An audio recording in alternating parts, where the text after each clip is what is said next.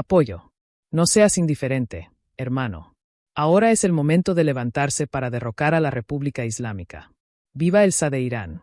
Irán se está rindiendo, y esta vez la retórica de la resistencia no puede ocultar el colapso. Durante años, eludieron las sanciones, sortearon las guerras, rompieron el aislamiento. Esta resiliencia era la carta más poderosa de Teherán contra el mundo. Pero esa carta ahora se les ha caído de las manos. El presidente Pezeshkian apareció en la televisión nacional para admitir la crisis energética del país y pidió a sus ciudadanos que aceptaran vivir en la oscuridad para reducir su consumo de electricidad y energía. Ahora mismo, no necesitamos los sacrificios de estos seres queridos. Pero necesitamos controlar el consumo. ¿Qué tiene de malo encender 2 luces en casa en lugar de 10? Pero la oscuridad no está solo en los hogares. Las represas se han secado. Los estantes de los supermercados se han vaciado. Las fábricas han cerrado. Los puertos se han detenido. El país está al borde de la desintegración y el régimen de Teherán está suplicando a su pueblo que se sacrifique solo para retrasar este colapso. Para comprender la desesperada súplica de Pezeshkian, primero debemos analizar cómo Irán llegó a esta situación. La respuesta se resume en 2 palabras: bloqueo externo, colapso interno. Durante años, Irán utilizó el estrecho de Hormuz como una amenaza que podía imponer al mundo. Esta amenaza funcionó. 1/4 parte del petróleo mundial transitaba por este estrecho, y nadie podía acorralar a Irán de tal manera, pues el mundo entero pagaría las consecuencias. Estados Unidos trastocó este plan. Desplegó una enorme fuerza naval en Hormuz y cerró los puertos iraníes. Cuando comenzó el bloqueo, el comercio marítimo de Irán prácticamente se detuvo. Granos, aceites, medicinas, repuestos, todo lo que venía del exterior quedó interrumpido. La mayor parte de las importaciones de alimentos cesaron. Irán había querido usar Hormuz como arma contra el mundo. Estados Unidos, en cambio, le puso ese mismo estrecho en la garganta. Este estrangulamiento externo por sí solo fue devastador. Pero la verdadera tragedia de Irán reside en esto. La infraestructura interna ya se estaba derrumbando antes del bloqueo. La guerra simplemente lo aceleró. Años de sequía, corrupción en la gestión del agua por parte del régimen, perforación ilegal de pozos, riego agrícola excesivo. Es posible que tengamos que reducir la presión del agua a 0 durante algunas noches mientras los residentes duermen. Esta medida ayudaría a prevenir el desperdicio de agua. Sin embargo, podría causar inconvenientes a la población. Por lo tanto, pedimos a los ciudadanos que se aseguraran de instalar tanques de almacenamiento de agua. La red conocida popularmente como la mafia del agua había corrompido el sistema energético de Irán desde dentro. La mayoría de las grandes represas, como la represa L, habían caído a menos de 1/10 parte de su capacidad. La principal fuente de agua de Tranqasi se había secado. La ciudad comenzó a hablar del día 0, el día en que el agua se agotaría por completo.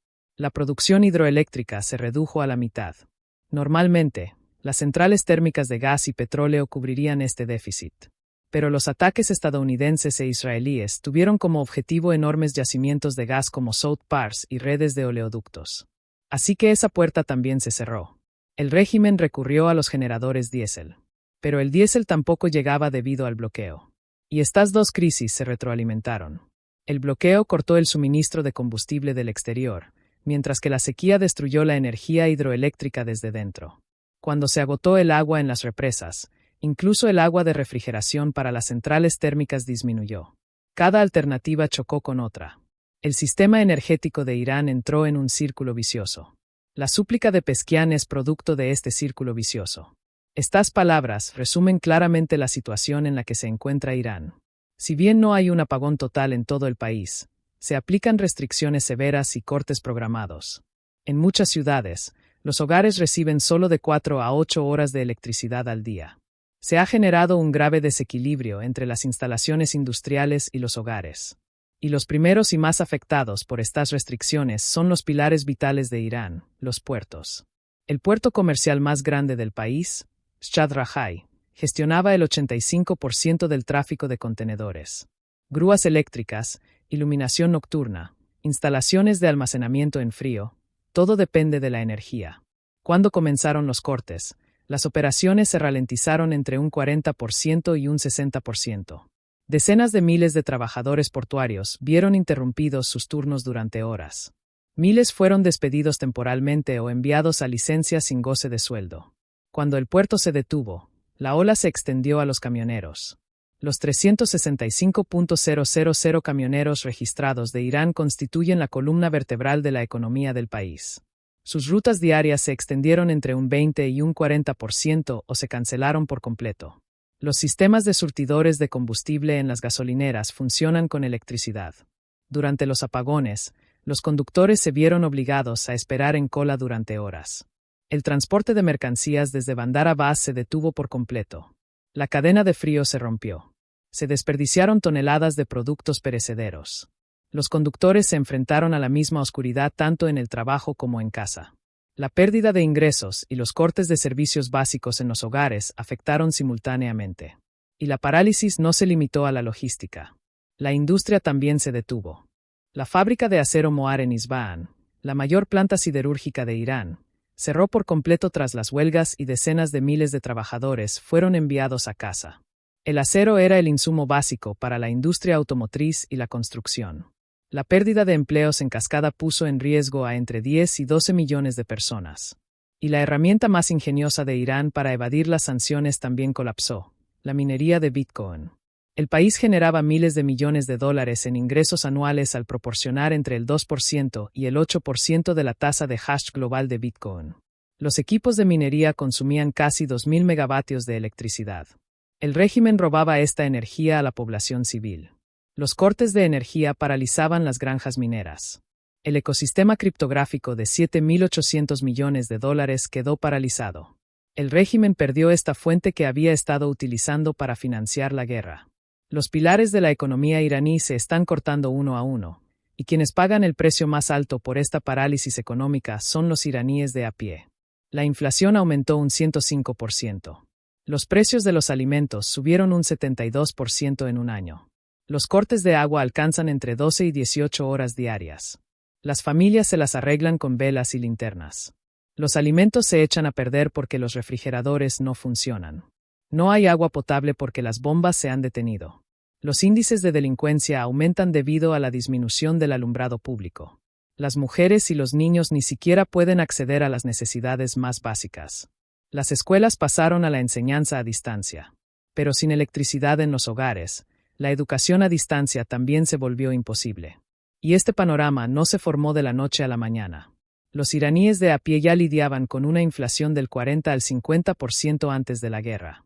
Los salarios reales llevaban tiempo deteriorándose. Los precios de los alimentos subían año tras año. Los grupos más afectados por esta presión, trabajadores portuarios, camioneros y obreros, ya luchaban por sobrevivir. En la explosión del puerto de 2025, decenas de personas perdieron la vida debido a la negligencia del régimen. Los conductores llevaban años lidiando con la precaria seguridad vial y las bajas tarifas de flete. La guerra y el bloqueo convirtieron estos problemas crónicos en la gota que colmó el vaso. Esta indignación no es nueva. En mayo de 2025, una huelga de 365.000 camioneros por el aumento de los precios de los seguros y el combustible se extendió a 155 ciudades y paralizó la cadena de suministro. Los trabajadores del sector energético y los empleados portuarios se sumaron a las protestas de 2025 a 2026. Históricamente, las huelgas de camioneros y portuarios han desencadenado movimientos populares más amplios. El régimen conoce muy bien este patrón. Ahora, la guerra y el bloqueo están exacerbando esta ira acumulada. El régimen la presenta como un sacrificio nacional, pero para el pueblo, estas palabras significan la aprobación oficial de la pérdida de ingresos, la oscuridad y el hambre. El régimen iraní ha logrado reprimir revueltas en el pasado, en 2019, 2022 y entre 2025 y 2026.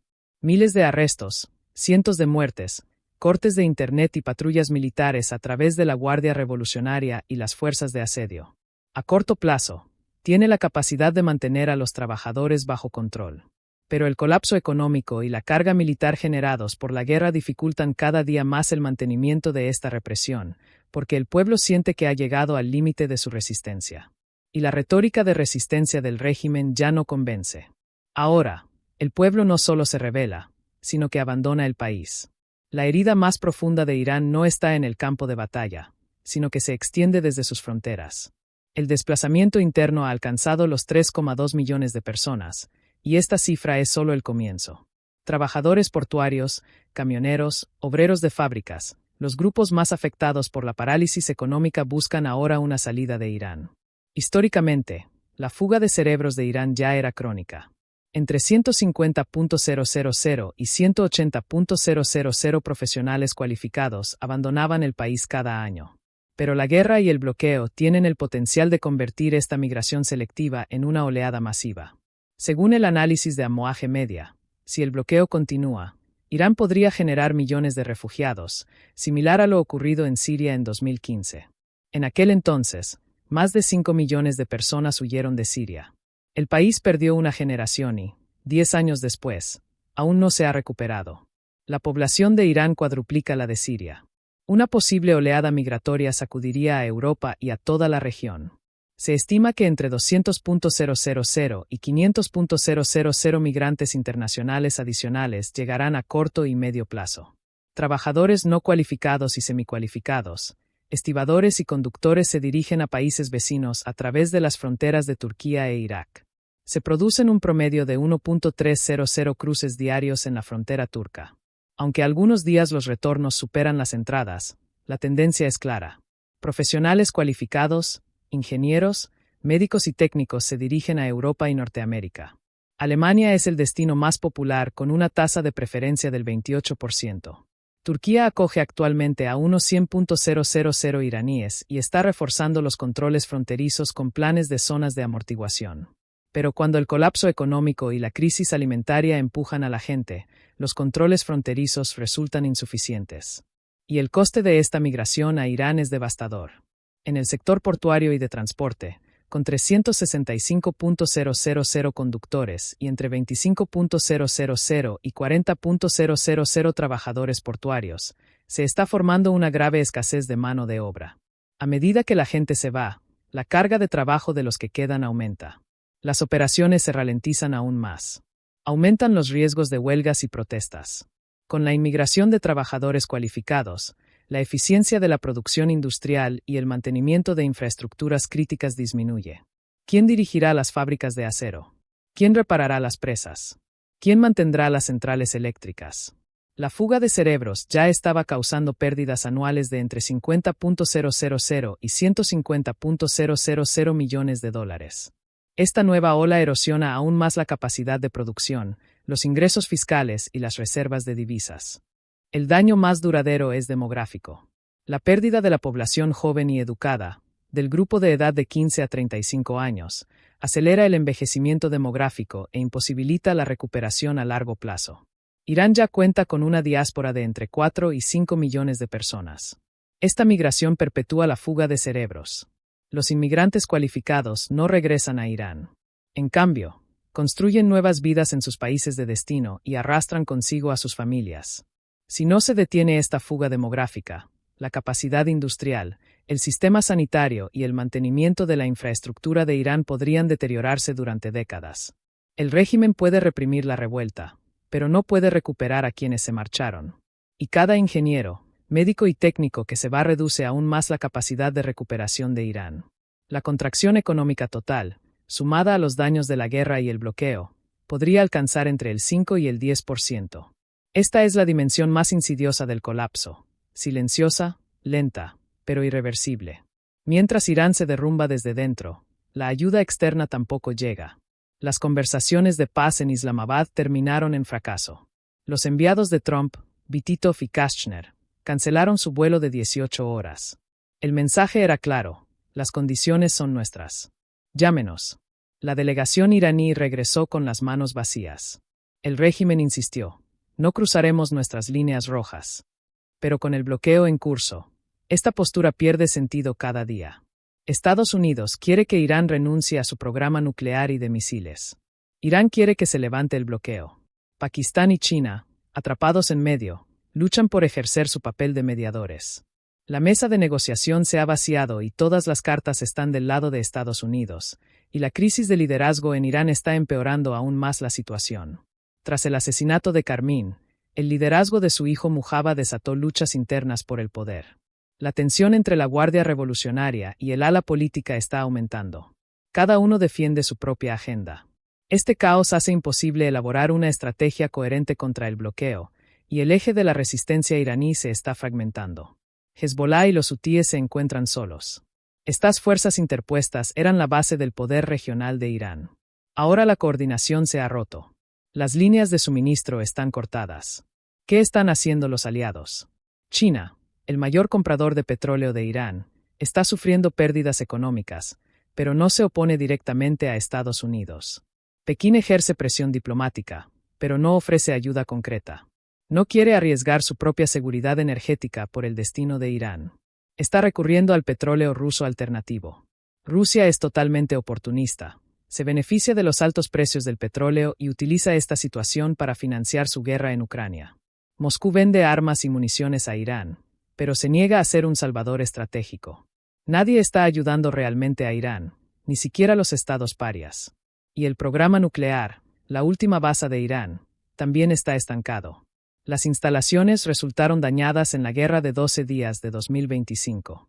El bloqueo impide la adquisición de equipos de reemplazo y las importaciones.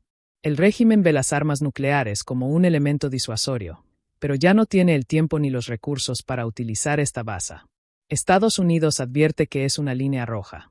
Esta tensión podría desencadenar una proliferación nuclear regional. Arabia Saudita y Turquía están revisando sus propios programas.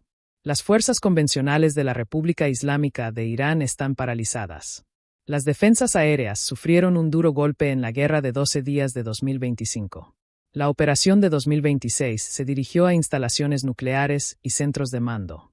Más allá de las tácticas asimétricas, sus capacidades son limitadas. E incluso las tácticas asimétricas se están debilitando bajo la crisis energética. Los sistemas de radar y misiles necesitan energía estable. La estrategia militar depende de la seguridad energética. Y la seguridad energética de Irán ha sido destruida. Irán nunca se había sentido tan solo en su historia. Colapsando desde dentro, estrangulado desde fuera, su pueblo huyendo, sus aliados observando. Y el único recurso que le queda al régimen, el sacrificio del pueblo, se está agotando rápidamente. Durante 47 años, Irán le dijo al mundo, no pueden destruirnos. Evadió las sanciones. Sobrevivió a las guerras. Rompió el aislamiento. Y el 25 de abril de 2026, su presidente apareció en la televisión nacional y pidió al pueblo que se sentara en la oscuridad. Las represas se han secado. Los estantes de los supermercados se han vaciado. Las fábricas han cerrado. Los puertos se han detenido.